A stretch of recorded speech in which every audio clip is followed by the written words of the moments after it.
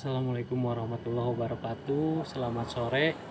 Bertemu lagi dengan channel Madu Maribaya. Dalam kesempatan sore hari ini, kita akan menjawab beberapa pertanyaan karena banyak sekali yang mempertanyakan madu asli itu seperti apa dan cara membedakan madu asli dan madu palsu seperti apa.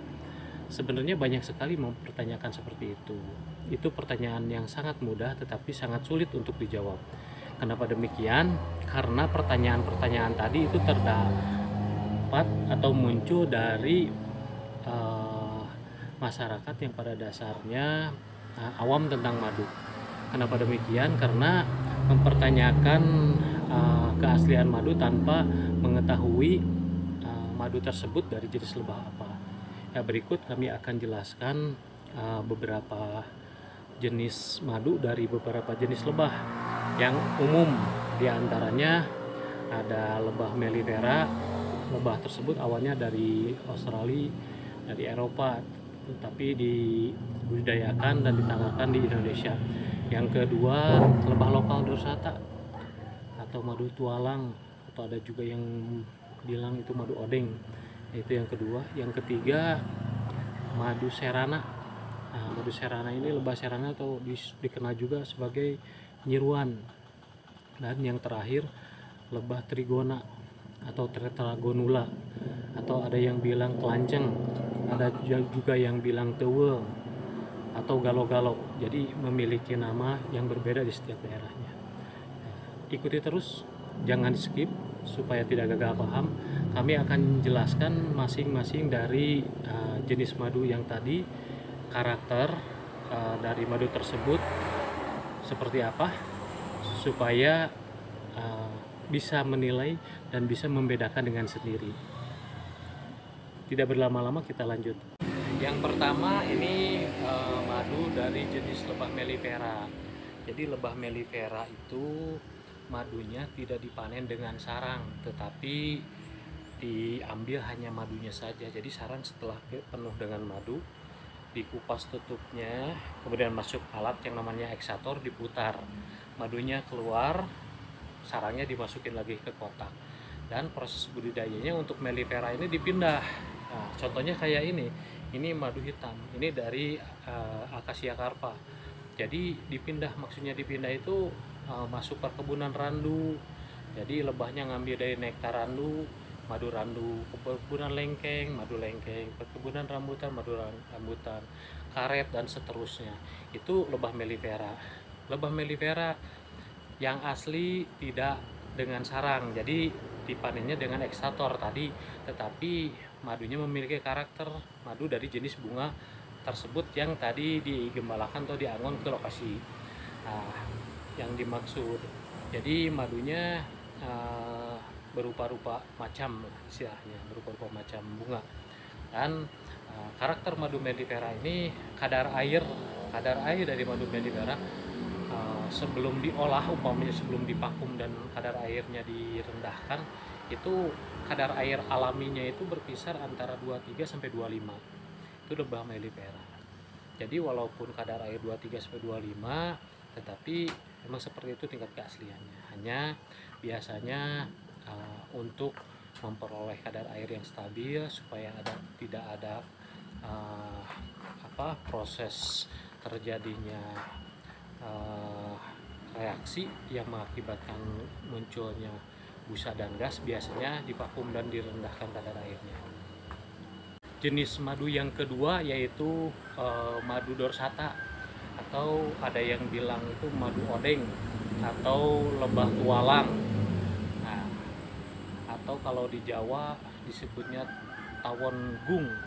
Nah, itu proses panennya tidak bisa dibudidayakan. Jadi kita berburu ke hutan mencari sarang lebah dorsata, kemudian madunya diambil, dan sarangnya seperti ini. Jadi ketebalan sarangnya itu tergantung dari kayu yang dihinggapi maksud saya, yang dihinggapi. Jadi kalau koloninya besar, kayunya besar, otomatis sarang madunya pun tebal. Nah, itu madu hutan dorsata. Dan madu hutan dorsata memiliki kadar air sekitar 23, 24, bahkan yang kalau seandainya posisinya belum tutup itu sampai 25 kadar air. Tetapi alaminya emang seperti itu.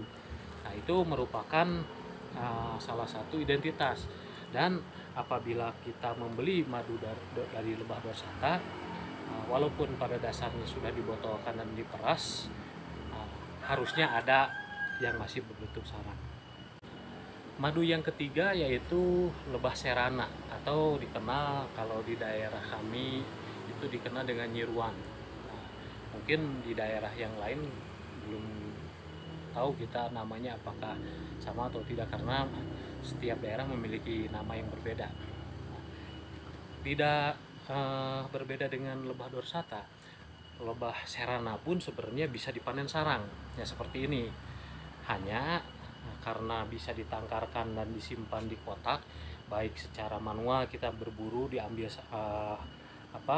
bibitnya terus disimpan di kotak, ataupun kita nyimpan kotak di hutan, kemudian lebah liar masuk ke kotak, dan itu dibudidayakan dipindah ke lokasi ternak, tetapi tetap menghasilkan madu itu tergantung alam. Jadi di mana alam muncul bunga yang banyak, di situ madu pun banyak. Jadi karakter lebahnya tidak usah dipindah kayak tadi melipera, tidak usah dipindah-pindah mengikuti sumber bunga. Untuk serana ini hanya disiapkan di lokasi, disimpan, kemudian setiap 1 bulan sekali bisa panen. Madunya ketebalannya sekitar 1,5 sampai 3 cm paling tebal. Itu dari jenis lebah serana maksud saya. Terus kekentalan alami ini 20% kadar airnya, kental, dan itu merupakan bisa dikatakan standar nasional Indonesia, standar madu asli yang bagus. Kekentalannya 20%, dan dimiliki oleh lebah serana. Makanya kalau lebah serana bisa dikatakan madu yang berkualitas, selain dari madu yang dihasilkan dari semua jenis bunga atau multiflora. Jadi kembali lagi tadi, apabila kita membeli madu jenis serana, walaupun udah diperas dan dibotolkan, wajib ada madu sarang. Jadi kalau penjual tidak memiliki madu sarang dengan alasan apapun, itu sebenarnya tingkat keaslian atau kemurniannya mungkin bisa terpengaruh karena kurang percaya. Jadi madu hutan dibotolkan, tapi harus ada madu sarang. Selanjutnya yang terakhir yaitu yang keempat, madu dari jenis tetragonula atau lebah tidak bersengat. Di Jawa namanya kelanceng, Singapura Malaysia namanya kelulut, kalau di Sunda namanya tewel, tapi untuk ilmiahnya itu tetragonula.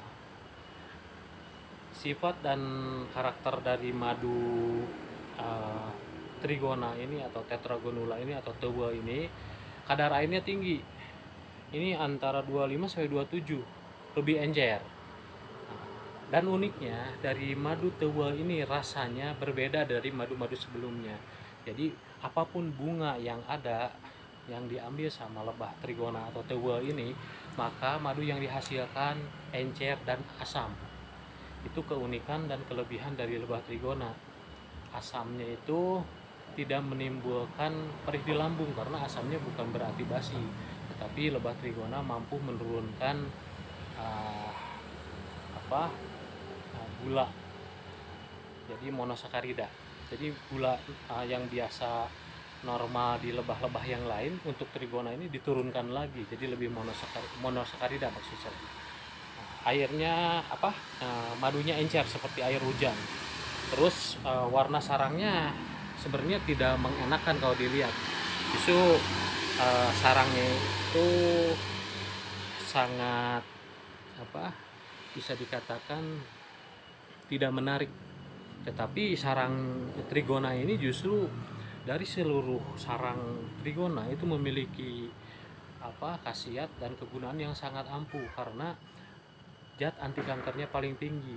Ini mengandung propolis yang paling tinggi dibanding madu-madu yang jenis serana, dorsata, dan melipera. Perbedaan-perbedaan inilah yang masyarakat umum tidak tahu, karena yang selama ini mensosialisasikan madu itu tidak dikerumunin semut, madu itu diteteskan di tisu tidak tembus, madu itu disimpan di piring lalu dikasih air digoyang membentuk heksagonal dan seperti sarang lebah.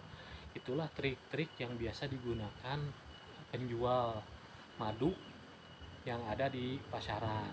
Tetapi hal itu tidak bisa dijadikan acuan, bahkan madu itu asli, apalagi madu itu berkualitas, karena teknik atau cara pengetesan yang tadi semuanya tidak akurat. 75% di dalam madu itu bisa dites dengan teori, tetapi 25% itu harus melalui laboratorium, karena 25%-nya enzim. Jadi 75%-nya itu vitamin, zat gula ringan, ditambah 25%-nya enzim. Nah, itu yang ada di madu. Ya, mudah-mudahan penjelasan singkat ini bermanfaat. Kemudian yang selama ini mempertanyakan madu asli seperti apa, madu asli cara membedakan dengan madu palsu seperti apa. Jadi kenali dulu madu yang dibeli itu dari jenis madu lebah apa yang dihasilkan. Karena kalau seandainya yang menjadi acuannya madunya kental, mellifera pun apabila sudah diolah bisa kental. Madu hutan pun apabila sudah diolah di vakum bisa kental. Terus kalau acuannya warnanya kuning, kemerahan atau hitam, itu bukan menandakan madu berkualitas bagus atau madu asli, tetapi itu menandakan lokasi atau sumber pakan yang berbeda. Karena lokasi A mungkin saja bunganya mengandung nektar yang berwarna kuning, lokasi B mungkin saja bunganya mengandung nektar yang berwarna hitam seperti madu ekstrapolar dari akasia carpa tadi yang hitam.